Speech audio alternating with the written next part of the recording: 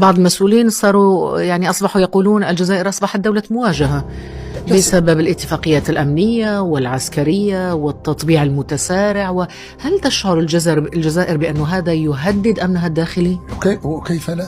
وزير الدفاع الإسرائيلي جاء في زيارة رسمية للمغرب وطلع بالتصريح في على أرض عربية، بيني غانتز، وقال أن الجزائر دولة عدوة وإحنا لها بالمرصاد.